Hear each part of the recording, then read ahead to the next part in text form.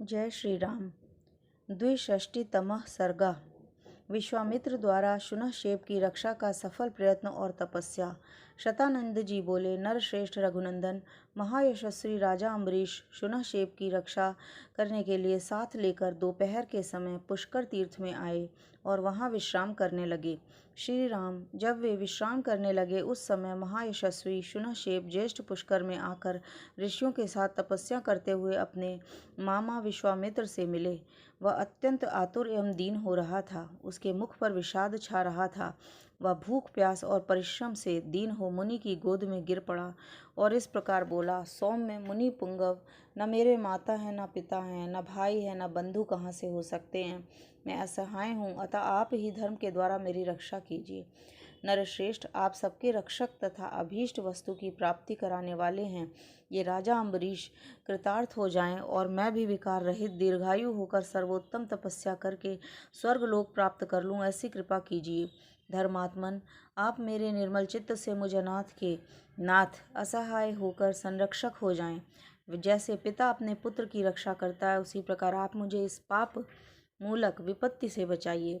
शुनःशेप की आवाज़ सुनकर महातपस्वी विश्वामित्र उसे नाना प्रकार से सांत्वना दे अपने पुत्रों को इस प्रकार बोले, बच्चों, शत्रु की अभिलाषा रखने वाले पिता किस पारलौकिक हित के उद्देश्य से पुत्रों को जन्म देते हैं, उनकी पूर्ति का यह समय आ गया है।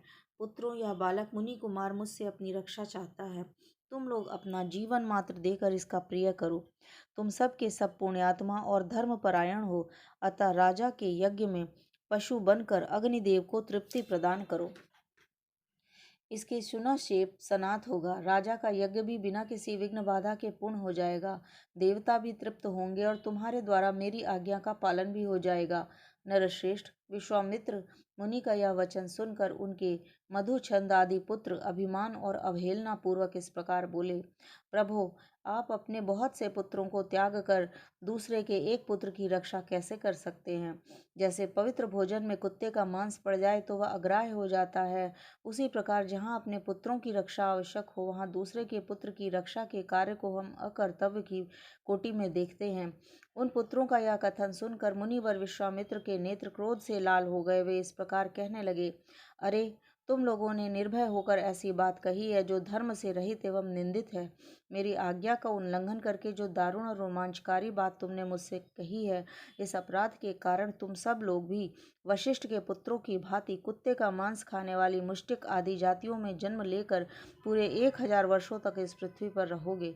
इस प्रकार अपने पुत्रों को शाप देकर मुनिवर विश्वामित्र ने उस समय शोकार्त शुनःशेप की निर्विघ्न रक्षा करके उससे इस प्रकार कहा, मुनि कुमार, अम्बरीश के इस यज्ञ में अब तुम्हें कुश आदि के पवित्र पाशों से बांधकर लाल फूलों की माला और लाल चंदन धारण करा दिया जाए। उस समय तुम विष्णु देवता संबंधी यूप के पास जाकर वाणी द्वारा अग्नि को इंद्र और विष्णु की स्तुति करना और इन 2 दिव्य गाथाओं का गान करना। इससे तुम मनोवांछित सिद्धि प्राप्त कर लोगे। शुनःशेप ने एकाग्रचित्त होकर उन दोनों गाथाओं को ग्रहण किया और राजा सिंह अम्बरीश के पास जाकर उनसे शीघ्रतापूर्वक कहा, राजेंद्र, परम बुद्धिमान राज सिंह, अब हम दोनों शीघ्र चलें। आप यज्ञ की दीक्षा लें और यज्ञ कार्य संपन्न करें। ऋषि कुमार का यह वचन सुनकर राजा अम्बरीश आलस्य छोड़ हर्ष से उत्फुल्ल होकर शीघ्रतापूर्वक यज्ञशाला में गए। वहां सदस्य की अनुमति लेकर राजा अम्बरीश ने शुनःशेप को कुश के पवित्र पाश से बांधकर उसे पशु के लक्षण से संपन्न कर दिया और यज्ञ पशु को लाल वस्त्र पहनाकर यूप से बांध दिया। बंधे हुए मुनिपुत्र शुनःशेप ने उत्तम वाणी द्वारा इंद्र और उपेंद्र इन दोनों देवताओं की यथावत स्तुति की। उस रहस्यभूत स्तुति से संतुष्ट होकर सहस्त्र नेत्रधारी इंद्र बड़े प्रसन्न हुए। उस समय उन्होंने शुनःशेप को दीर्घायु प्रदान किया। नरश्रेष्ठ श्री राम, राजा अम्बरीश ने भी देवराज इंद्र की कृपा से उस यज्ञ का बहुगुण संपन्न उत्तम फल प्राप्त किया। पुरुष प्रवर इसके बाद तब महातपस्वी धर्मात्मा विश्वामित्र ने पुष्कर तीर्थ में पुनः 1000 वर्षों तक तीव्र तपस्या की। जय श्री राम।